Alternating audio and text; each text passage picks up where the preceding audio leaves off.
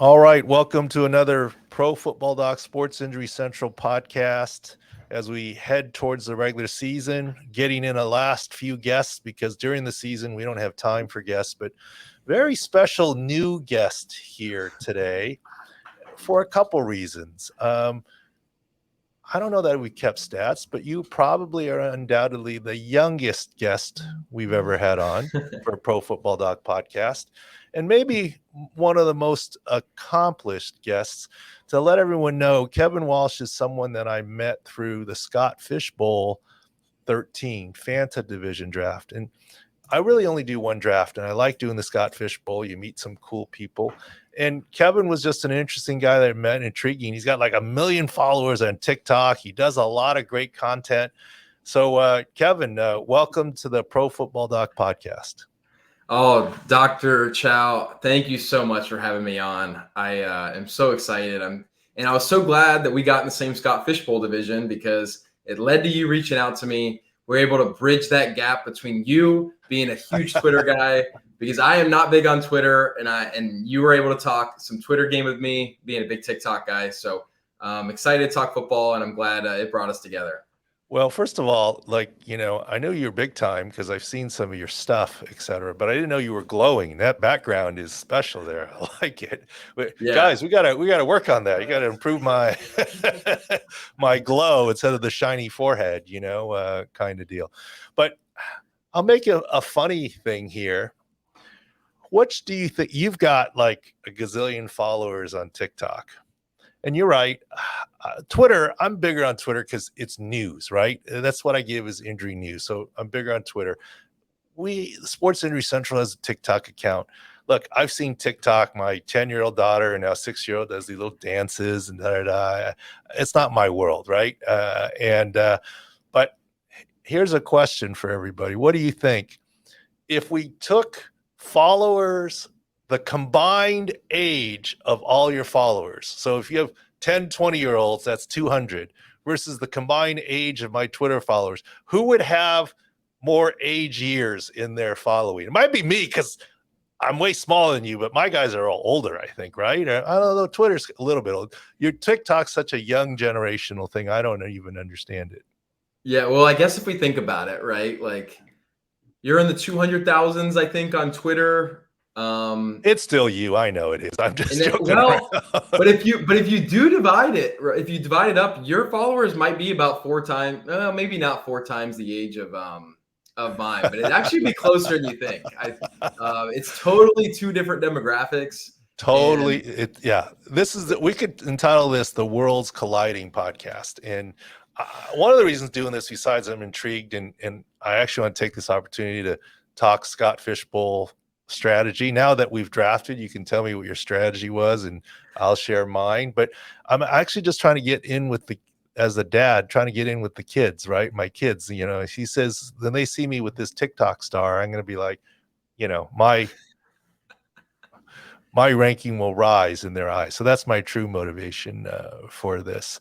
So thanks for coming on the show. And one of the things we're going to get to at some point, and maybe we'll do it at the end, some exciting, fun collaboration things that we'll get to. But let's talk Scott Fish Bowl draft. I have it pulled up here. You were the number 1 pick right out of the gate. I was number 10, and there's 12 people. And there's a tight end premium for people who don't know. How many Scott Fish Bowls have you done now? This would be my 3rd Scott Fish Bowl. Nice. And I've had a great time doing it every year, and it's for such a good cause. And I'm hoping this is finally my year to be the number 1 champion. We're hoping for it. Well, prior to Scott Fish Bowl, this is my 4th one. I didn't really, other than a family league where I was drafting for my 3-year-old boy-girl twins. And, it was just something that we did. It wasn't a real league. Scott Fish Bowl is the first one. It's kind of like I've attended 4 games, and they're all Super Bowls. 4 football games, right? So I was a little bit intimidated. I've been lucky so far. I will tell you, Kevin, a secret now. Year 1, everyone thought I was going 0 running backs. They're like, oh, this Chow guy's got a 0 RB strategy. No, I just the way the board came, and I don't know. I mean, I've been in NFL draft rooms. I haven't really drafted a lot. And in the NFL draft rooms, like, let the board come to you. Here's our rankings. Don't overdraft. Don't reach this, that, the other. And every time, like, I think I started drafting running back in the 5th round, and I got sniped. I said, well, they'll be around in the 6th round. There'll be the next guy will be there. And then sniped, and then sniped. But I did draft running backs before my starting picks were up. So it wasn't like I devalued running backs where I didn't zero running backs drafting them. I did draft them before as a starter, but just lower down. And I actually was lucky enough to win the league, but then got knocked out after the bye. The next year, I had a 0 wide receiver strategy by accident. By accident. Same thing again. And same thing, got lucky and made it. Last year, I had a unfortunate 0 QB strategy. It wasn't my strategy, just where it went. I'm joking. The reason I say 0 QB is where I fell late. I ended up with Russell Wilson.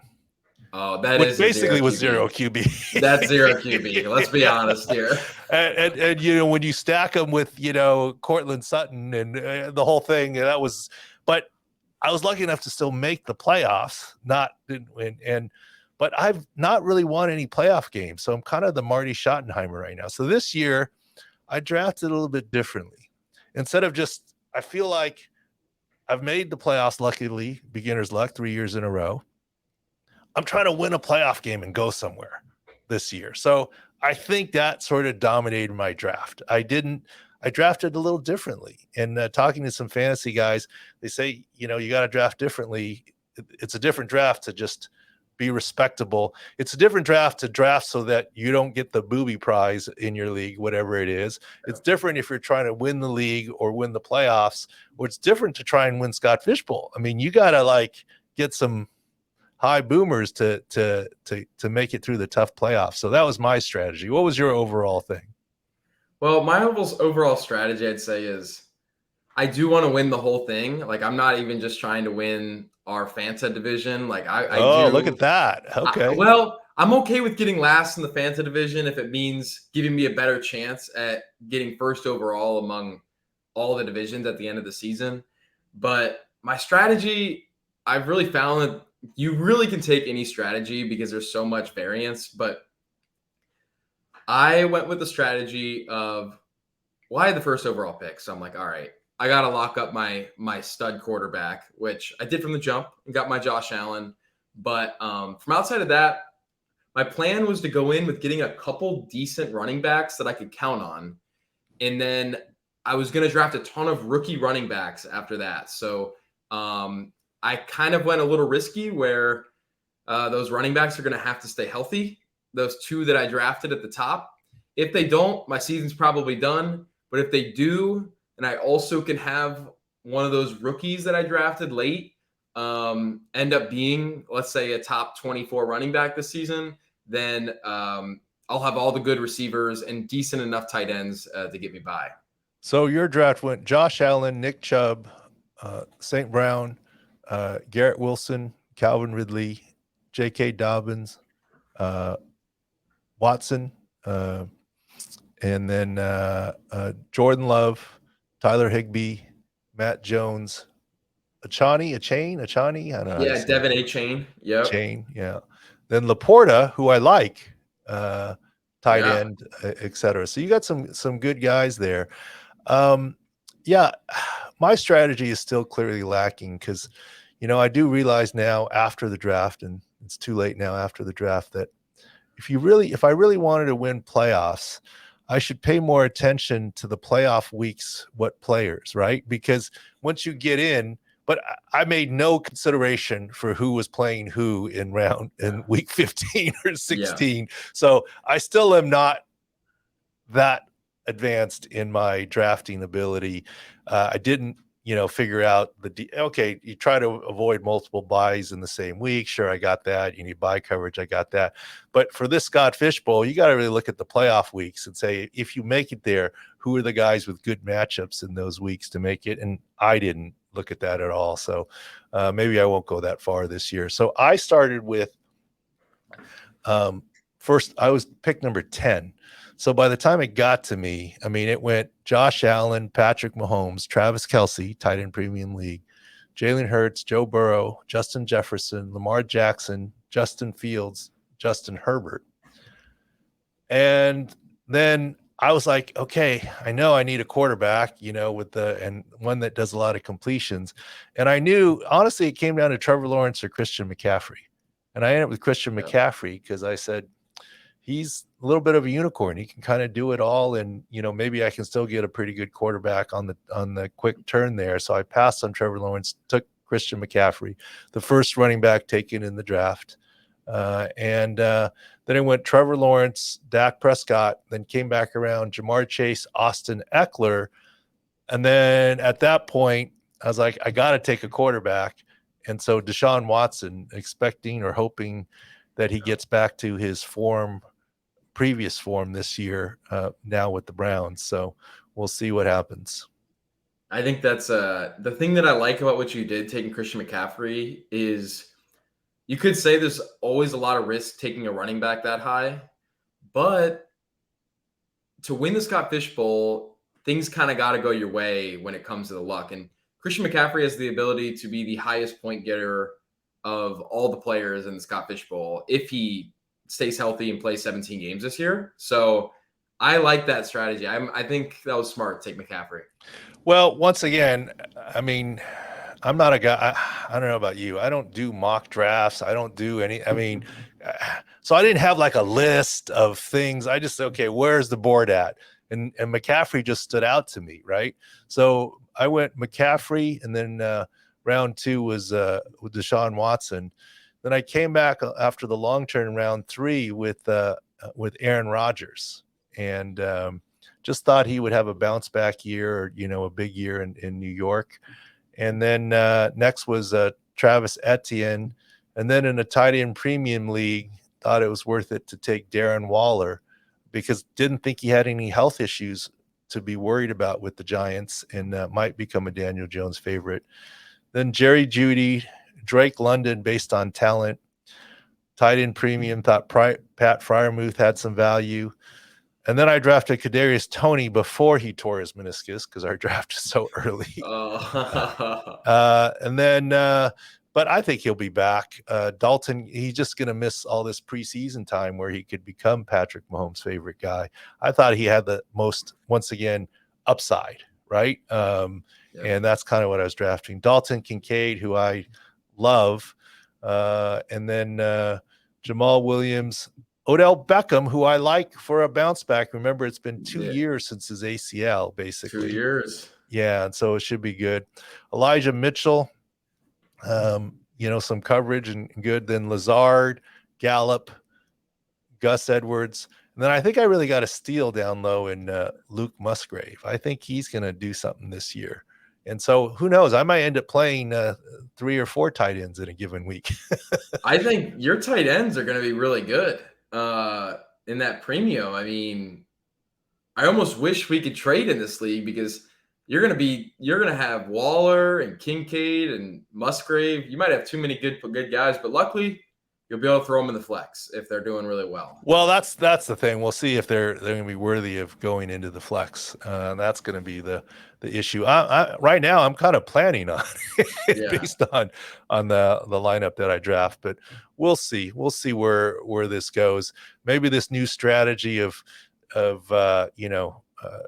trying to win.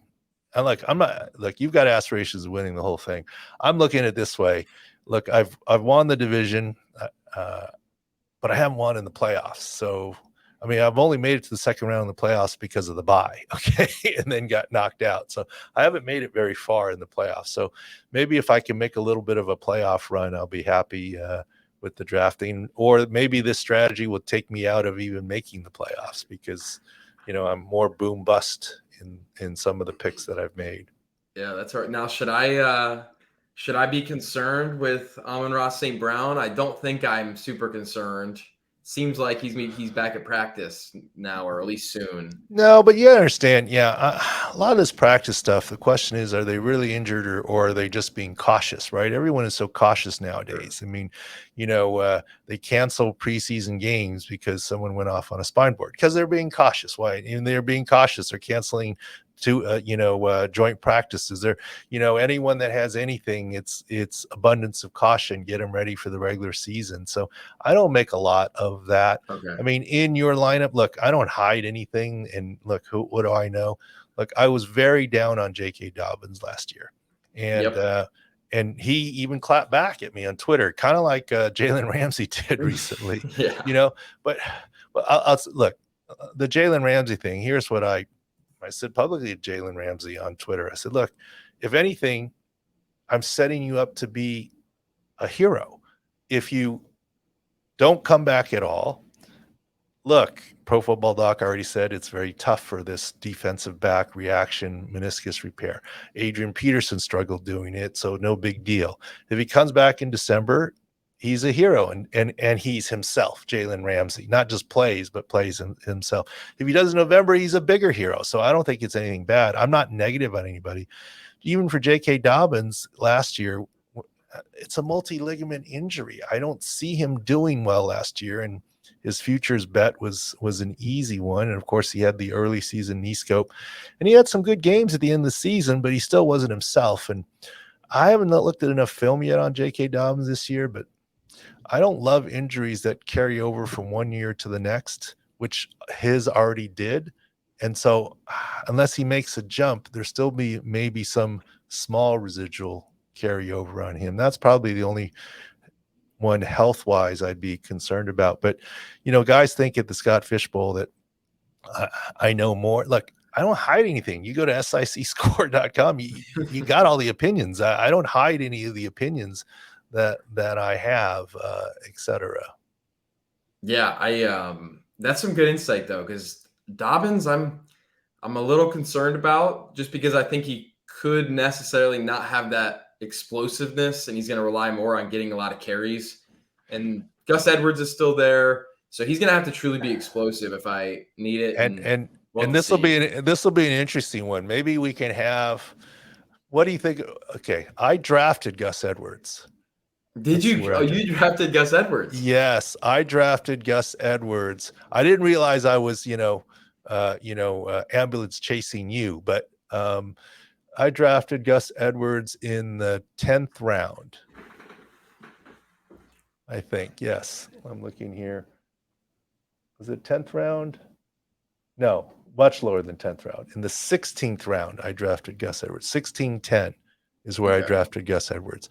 And the reason why I drafted him down there is I'm not sure about Dobbins. And Gus Edwards had a down year, but this is now his second year off an ACL. What happened to Saquon Barkley his second year off of ACL? Yep. Had a pretty good season last year after a lot of people were done with him. So it was someone who fell to me on the board. I felt like in the 16th round, especially with Dobbins, maybe not 100% still, and maybe not explosive, that he might have a bounce back, Gus Edwards. So that's kind of where you are. Okay, so if we have a friendly wager, you took Dobbins in the 6th round. I took Gus Edwards in the 16th round. What, even yards? No, that's not fair. Can't be. I don't know. Yards. Something. A Twinkie. No, I don't know. I mean, just for fun, right? I don't know. Well, let's do it as whichever one outperforms their ADP. So if J.K. Dobbins was the 21st running back taken and Gus Edwards was the, let's say, the 40th running back taken, whichever one does better than where they were drafted, finishes on the season. Like if J.K. Dobbins finishes as RB 15, that means he did better. If he finishes RB 25, it means he did worse. And we'll see who did better. All right. Okay. I got the wager here. Okay. The wager will be, it'll tie in. Look, we're still talking and getting to know each other, but we're going to do some fun things this year together. And maybe let's tie our wager into the fun promotion That's assuming I make it out there. Okay, so this is in your backyard, so it's a little Okay. unfair. A But little unfair. when we get together in person for the first time, it's for a beer or a hot dog or a something. Okay, Let's do that's it. an easy one. And what we're planning on, guys, and I'll let you announce it to your crew. But by the way, for my guys, Kevin Walsh, NFL, he's big on YouTube. He does a lot of good stuff on YouTube. We have Six Score at YouTube too, Sports Injury Central at YouTube. But on TikTok, it's Kevin Walsh NFL. So if any of my old fogey followers or the new younger ones want to hop on TikTok, follow Kevin Walsh NFL. We're going to do some promotions. And one of the things, you're in Ohio, Columbus. So Cleveland's very close. And the hottest team this year so far, especially with Hard Knocks, is the Jets, right? In terms of interest. And yes, I have Aaron Rodgers, so and this is before Hard Knocks that we drafted. So maybe I am drinking the Kool-Aid a little bit, but he's certainly more engaged this year with the Jets than he has been recently with the Packers, right? And you see his personality coming out. The Jets play in Cleveland late season on Thursday Night Football. And I know you go to games and different things. I think our promotion that you'll get out to your audience is, I'm going to try and go. Family, whatever. No promises yet. And if I do, that's when the bet payoff will be for the hot dog or a beer. But you're going to do a little promotion where you'll be there on the sidelines pregame, and we're going to give away a couple of tickets, including sideline passes, and they can join you on the field before the game. Maybe me, we'll see. Cleveland's a long way to go. We'll see.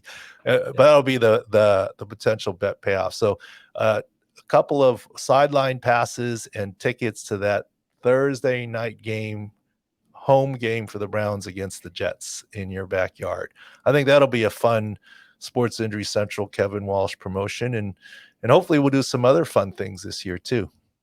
Yeah, I am really looking forward to it. And I think for me, one thing that works out well too is that TikTok promotes more of my videos to people who might live closer to me. So I think I find that my reach is almost greater in like the state of Ohio as well. So cool. I think we'll find that a lot of people will be interested in they'll be able to drive to the game and be able to meet me there, meet us there.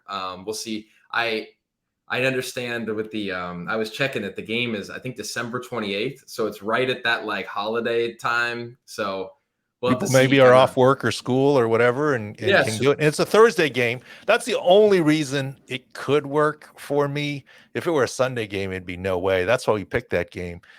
And the other one is because it's late season and holiday. I don't know. Obviously, if we were around Christmas, I wouldn't be able to do it with the little kids. But maybe, I don't know. We'll see. We'll see. I mean, I don't want my wife to see this. She goes, "What about that ski trip we were going to do?" Exactly. And hey, I totally understand if you can't make it happen, because regardless, I think it'll be fun to be able to give that experience to some fans of Six Central and also my socials as well. I think we'll be able to help some people out and just have a good time at the game. No, that'd be fun. So what do you got coming this year? I know you got a lot of fun things planned this year. Yeah. So this year I'm planning to go to a game every single week, and I'm planning on going to every Monday Night Football game. So I'm really looking forward to it, because last year I went to a game every week and I had a great time doing it. I was very busy because I was still in school at Ohio State at the time. So I was really making it work, and my teachers probably didn't like me for that one. But luckily I'm done now. So I'm going to go every single week to Monday Night Football. We're going to be making content from the game, asking fans questions, show them what it's like to be at the games, just trying to make some interactive content just to bring the NFL community together.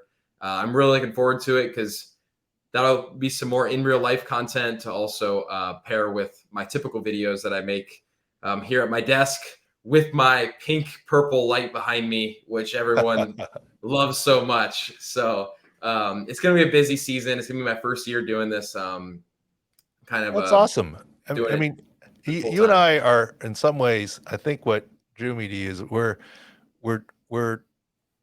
having some fun, but we're kind of the opposite. Like, I've got content, i.e., just the injury information, and just from being in the league and doing the injury analysis, but we don't know how to really present it very well.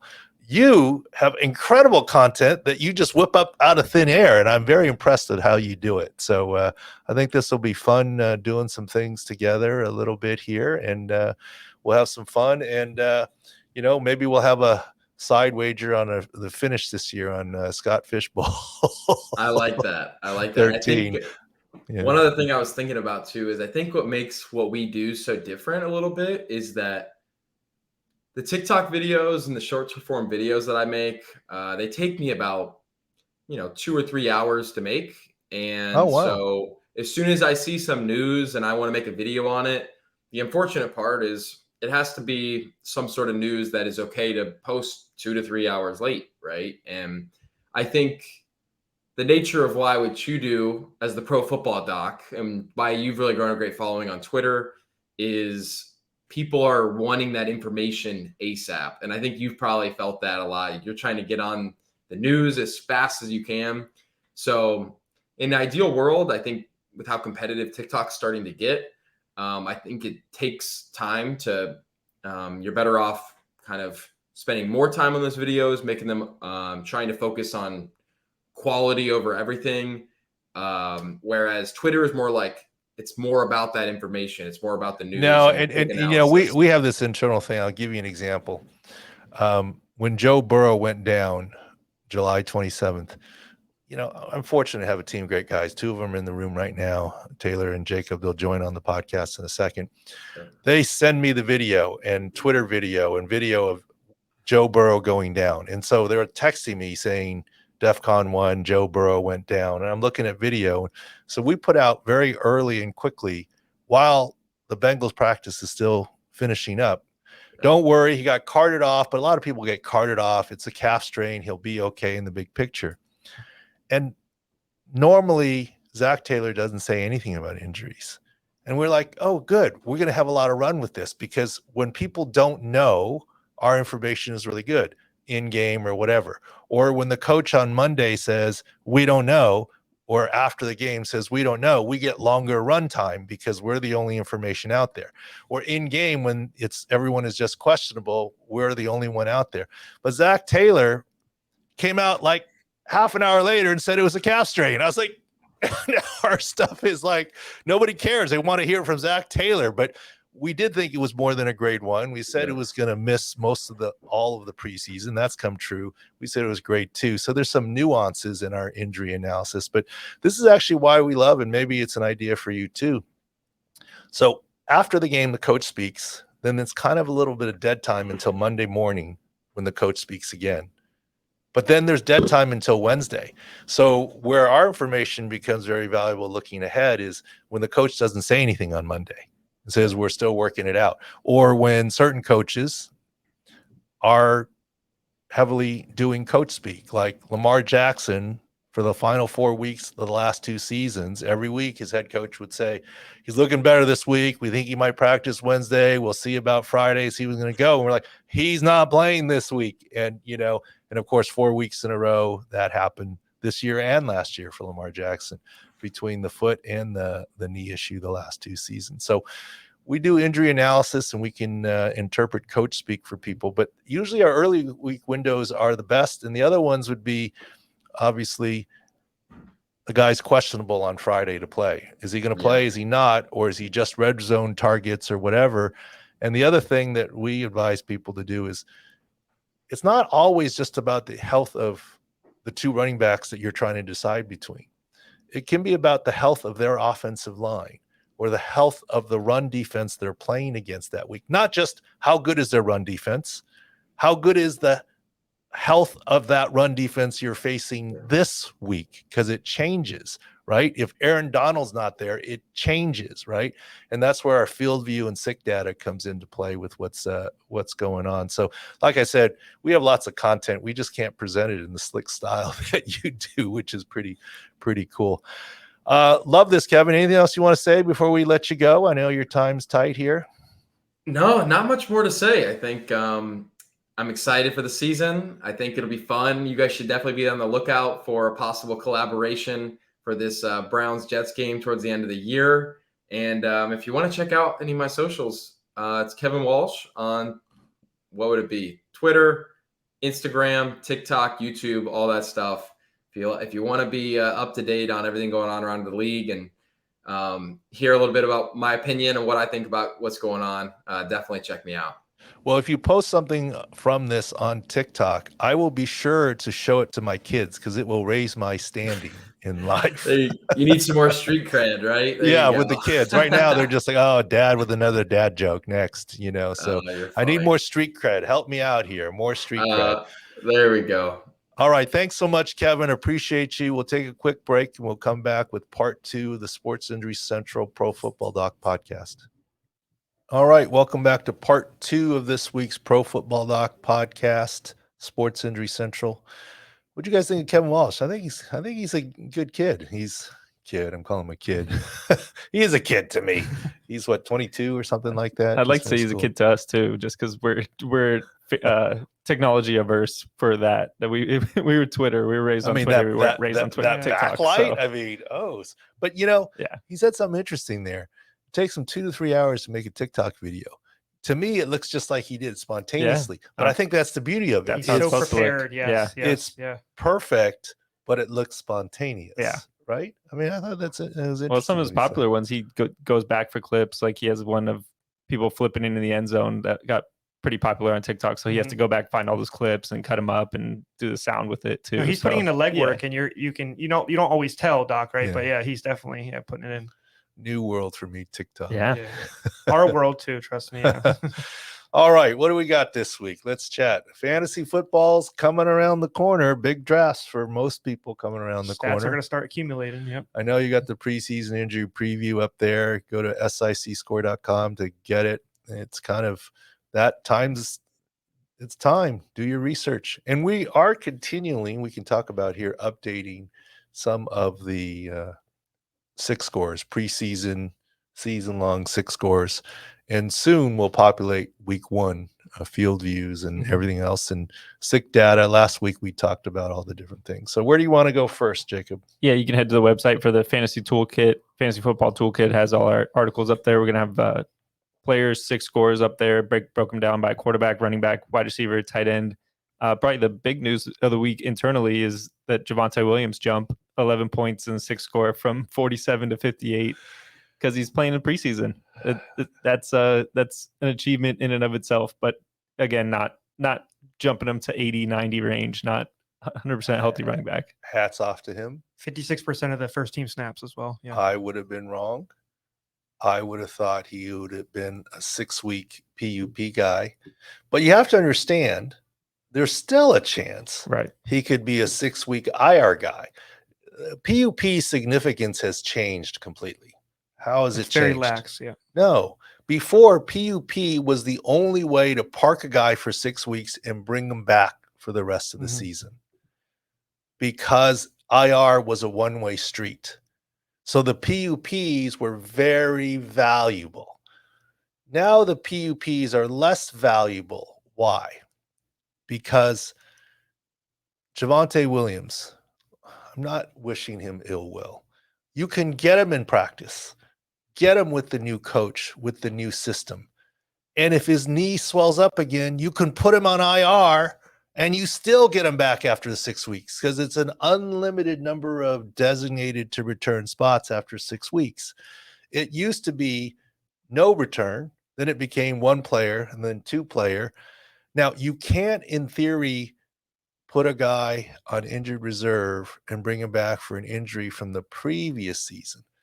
But all you have to do is say there's a new injury. New knee swelling. There's new knee swelling. Yeah. And then they would qualify for injured reserve. Right. So basically, this is a free chance to practice Javonte Williams and Breece Hall. I'm not saying they're going to go on IR or whatever, but that option remains open. In the past, it was, we have to be sure because we don't want to carry them for a number of weeks on the roster, and we don't want to put them on IR and lose them for the year. So it's worth it to do PUP and let them practice on the side.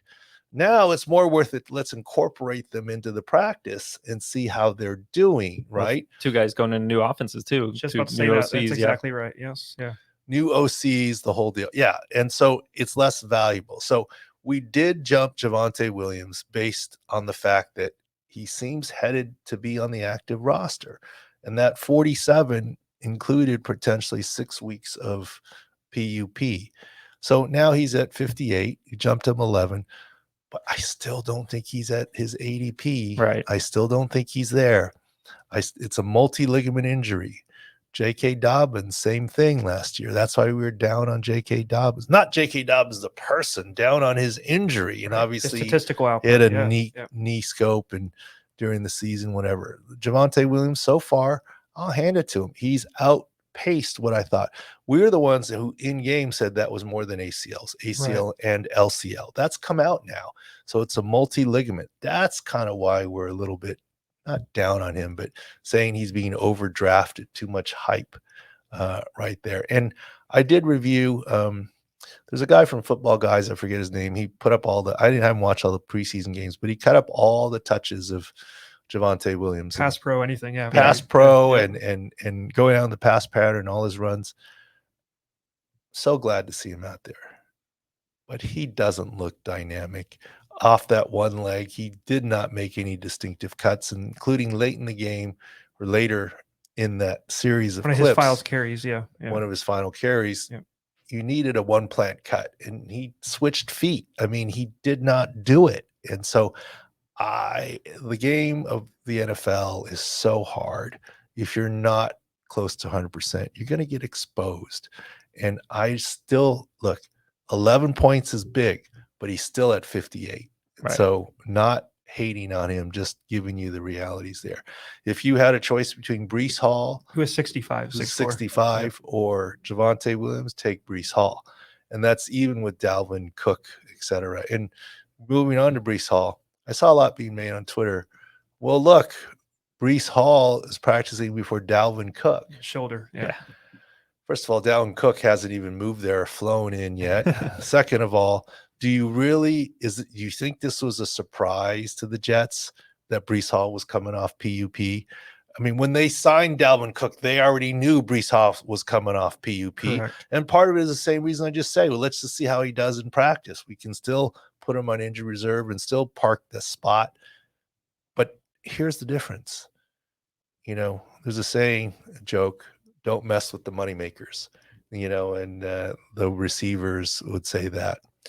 And the moneymakers for the running backs are their legs and their knees. Right. It's not Dalvin Cook's shoulder. Look, Dalvin Cook finished seasons productively with the torn labrum with a harness.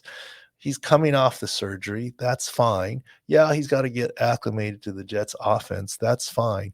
But health-wise, I'm less worried about Dalvin Cook's shoulder than Breece Hall's knee. Right. So giving me the choice, if there's a underdog or prize picks Rivals wager out there, matchup. Yeah, a the rivals matchup. Yep. Dalvin Cook, Breece Hall. You cannot give me enough Dalvin Cook. Give us that. Yes, put it in, please. Well, look, if you go to underdog or prize picks, sleeper, boom, it's all on our website. You can get $100 matching. Put in code SIC. I don't know that they have that rivals thing up, but you guys should.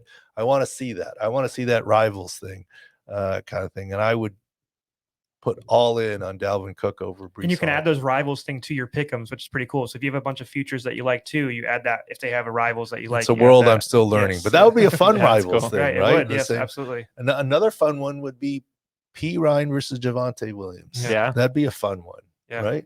Now it seems like they just from looking at the clips, they're trying to use Javonte in a more pass catching role, which is P. Ryan's bread and butter, or was with Cincy. So maybe that's Or Dobbins Edwards. You guys talked about that earlier That's right, with guys. Kevin. You can put that little rivals up as well. I'll take the ADP thing. the ADP was good. Yes. I'll take that. Yeah. That's a reasonable, fair thing. I was Yeah. trying to say, I drafted him Yardage 16, and- you drafted him 6. How about 2-to-1 yards or Yeah. something, right? Yes. I mean, if I'm even in the stratosphere of a 6th-round pick, Edwards is 16. You need Yeah. a little plus spread on that. Yeah, side. I'll do a rivals, but I need Yeah. what, 3-to-1 odds Yeah, or something? You need the extra 200 yards on Edwards' side, maybe. Yeah, make it- Or if it was rivals heads up, I got to get plus 300, yeah, right, I or said something. plus 2 or 3. That's what I was thinking. Yes, yeah. 16th round versus the 6th round. Yeah. Yeah. No, Yeah. it's interesting just seeing on Twitter the narrative around certain guys. I mean, especially coming off ACLs, and I mean Taylor wouldn't know it besides being around for the past couple of seasons. Like, oh, this guy looks so explosive, so explosive.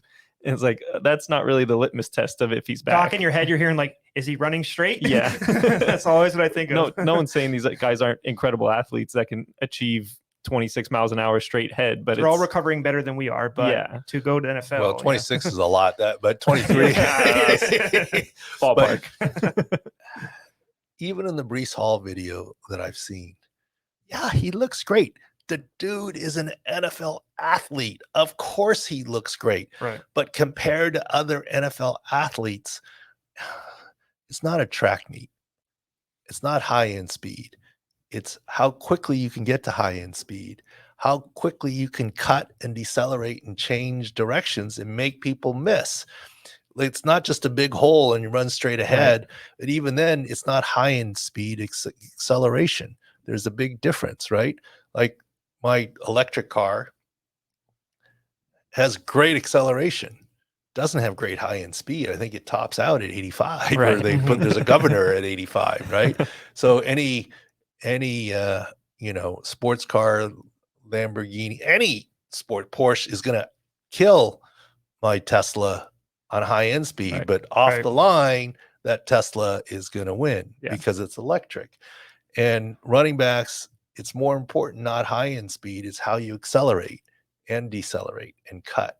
And so to throw out a number like Breece Hall hit 23, yeah, he's a great athlete, but don't see it. Yeah. Right. There's other moves in the bag. I mean, if he doesn't have the stop and go move, I mean, that's you see that in every running back clip. That's one of the best moves. And moving laterally, it's straight ahead is not the issue. So it's just, I think it's a good reminder that our info isn't static. I mean, we upgraded Michael Thomas last year ahead of the season. We jumped him like close to 15, 18 points, I think it was. He still was. He had a game or two, and then he went back to Michael Thomas of new, I guess. Yeah, of recent. Not old. Yes, it's just a good example that we're tracking everything that happens in the preseason as we do during the regular weeks and stuff like that. And we're open. Look, the numbers are fluid, right? Yeah, right, we're open to getting new information and changing the thoughts. We're not deleting stuff, but just when we put out a 6 score, it's of that day, that time, and if there's new information, of course, there's no reason not to upgrade and be more accurate. But remember, right now, those scores you see are for the season, like for a fantasy draft or for a futures pick.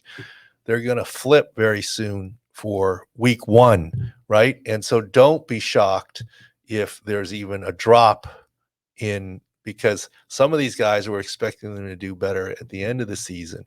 So don't be surprised if they drop week 1. That's just their week 1 score versus what their week 10 score might be. And the current scores are for what we think is for the season. Yeah, and interesting, going into drafts, fantasy football season is upon us. So all the mock drafts and stuff, not saying don't take Breece Hall. We're saying don't take Breece Hall to rely on him week 1 through 14 or week 1 through 16, whatever goes. If you're drafting him for a week 10 through 16, it might be a great pick wherever you pick him up. Sure, but that would mean all 8, 10, or 12 or whoever other people didn't say, oh, he's falling below his ADP, I'm going to take him. Yeah. To me, It's he's got to fall. I mean, right now you're not getting him where you want to get him right now. If that's where the plan is. Yeah, if you're trying to just for a late season, I don't think you're getting him there. Yeah, someone's going to take him before you, and so Breece Hall was never going to be on my radar screen. He wasn't going to fall low enough for a stash to do that. But we talked earlier. Gus Edwards did. Yeah. I mean, because second year off ACL and because he's behind J.K. Dobbins. And when I was looking at that, I saw the .10 instead of the 16, and I said the 10th round. I was like, wow, that's kind of high. I was thinking to myself, I drafted him to start. No, it's 16th round. Mm-hmm. Yeah, drafted him as a depth piece, depth piece stash, insurance for behind J.K. Dobbins, etc. That 16 made sense to me. When I first was reading it 10, maybe it was my eyesight. I was like, that seems high. The numbers are small. It's not just you. Yeah, but I was like, oh, that's high. I mean, I really drafted him 10th. I don't think that much of it. 16th, I could live with. Right? That's where the value was at 16. Yeah. I wanted to touch on another trend we're seeing in the preseason. Seems like a lot of preseason games that guys are getting taken off on neck boards. Obviously, great news that Isaiah Bolden and John Wolford have moving in the extremities, checked out of the hospital, all that stuff. But is that just something? Is that a microcosm of it's happening more, or is it kind of DeMar Hamlin effect? People are being extra cautious. I don't know what to make of it. It seems like it's happened more often this preseason than I've seen. I think it's small sample size. Could it be happening more? Maybe.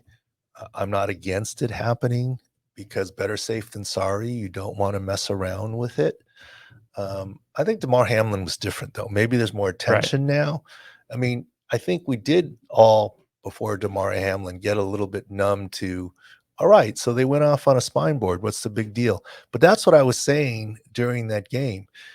There's a difference between I went off on a spine board. Most people have seen that and known the outcome can be good. No one has ever seen CPR, someone pumping on their Ambulance chest. on the field. Much different. Yeah. That's different. Now, is there an additional effect now where they go, well, we don't want a DeMar Hamlin because they don't realize the comparison, and that's why they called a preseason game? Yeah, maybe, and that's not bad. It's preseason. Nobody really cares, right? I mean, I guess people who had wagers on the game care. They got their refund, or someone was winning whatever their totals or the over or whatever. I don't know what the books did with it. I'd have to think the books did the right thing and just voided them. But but what if you were winning? No, there's people mad because I believe one of the teams was winning and they were like plus 124. I think maybe Philly Godfather, one of you people, I think I saw him tweet about it because I think he should have got paid out for it and people were just voiding it. Yeah, but so is it happening more? But maybe. And let's just take a few minutes to talk about this. We talked about this offline. In my NFL career for 17 years, whether I was lucky, I don't think I was a cowboy. I only put one player on a spine board. Not because I was trying to be unsafe, but I recognize the emotional toll it takes on the player, their family watching on TV, their teammates, right, and the people in general. So I didn't ever take it lightly to put someone on a spine board and a collar. I wasn't afraid to do so. So all I did was try and take the extra step of what they would do in the emergency room for a clearance and just give them a chance, not unsafely, but because what I do. I remember one game early in my career, we were in Dallas, and Hall of Famer DeMarcus Ware went down. I can talk about it because I wasn't treating DeMarcus Ware. I mean, if I were treating him, it'd be a different story. Observer. And I don't know what happened, but the doctor, a very good doctor, was cautious, put him on a spine board. It's a big deal.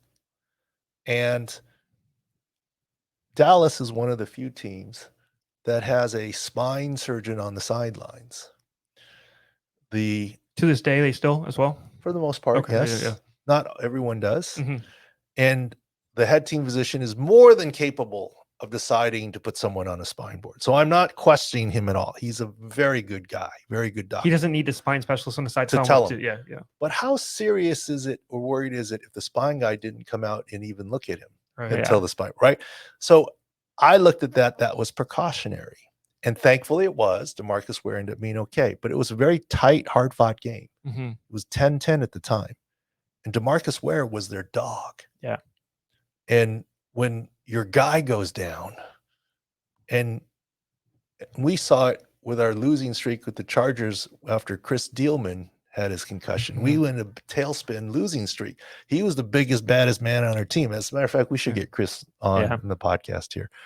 So everybody's like, if he goes down, well, yeah. Look, after DeMarcus Ware went down, boom, boom, we scored a touchdown, 17-10, and we ended up winning the game. And there's an effect on the team. Now, I never am for being dangerous. Look, the Patriots were affected by Bolden, right? And that's why they felt like, and it's an effect on families and players and teams. Because of respect for that, I didn't take it lightly. Now, I get why you would put someone on. If there's a 0.1% chance of an issue, put them on the spine board. But I just tried to clear. The one time, I won't say who, because I don't have permission per se, but it was in Cincinnati. And when I first got out to him, I remember it was on the far sideline. He said, I couldn't feel my hands, both hands. And I said, can you now? He goes, yeah, I can now, but I couldn't when it first happened. I was like, you're on a spine board, my friend. And So the funny thing is, I didn't think about this till I retold the story to you guys. I've never sent a guy on a spine board to the hospital. Now I've done X Games and all these other stuff, so maybe I've been in the trenches. Even that guy didn't go to the hospital. You want to know why? Cincinnati, to this day, unless there's something that slipped in that I know of, and I'm talking in the stadium, not across the street, like the Patriots across the street, and Kansas City, there's a hospital across the parking lot. In the physical stadium of the Cincinnati Bengals, there is an MRI machine.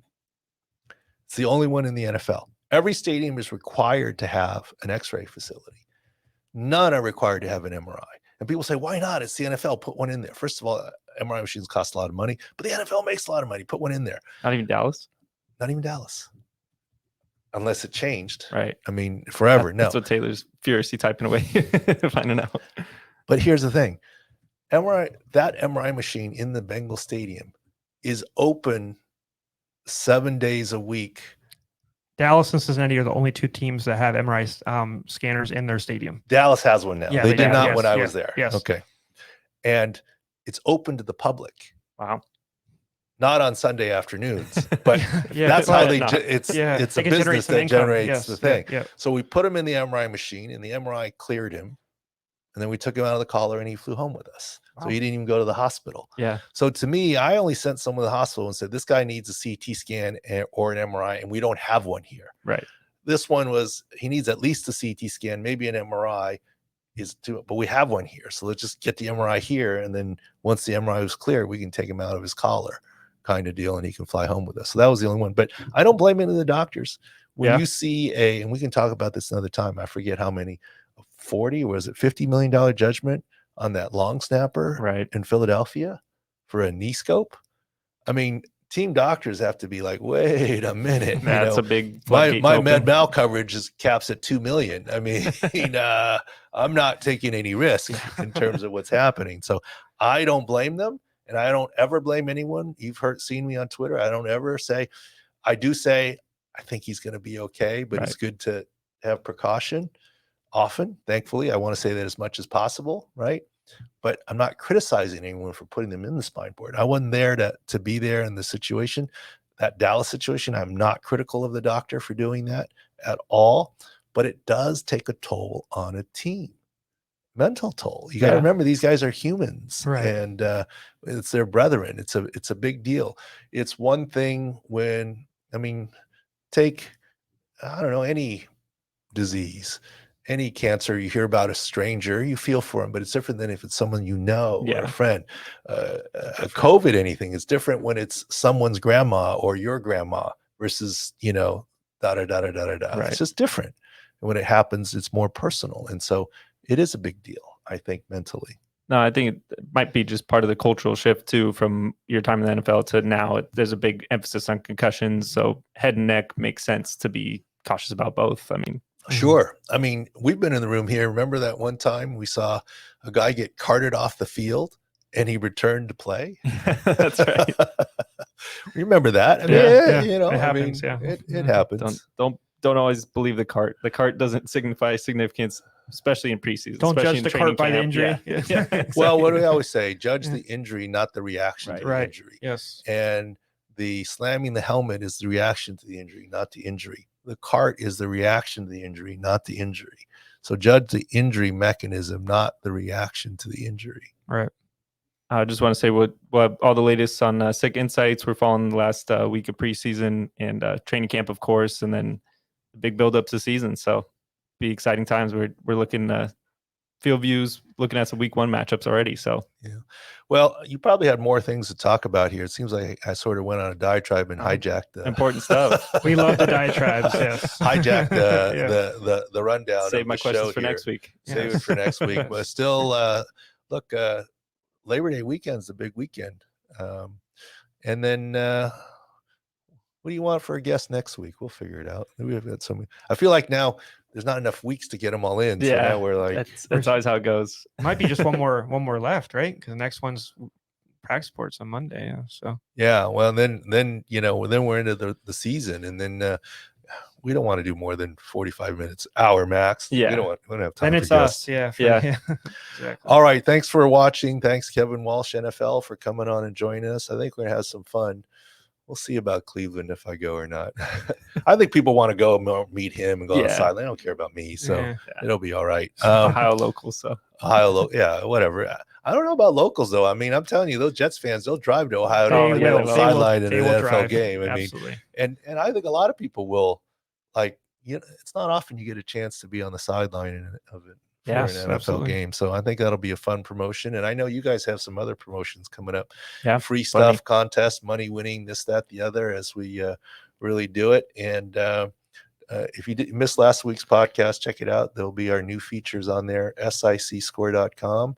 And yes, we are on TikTok and YouTube and all these cool kid channels and Instagram. I don't do too much on it. Everyone else does.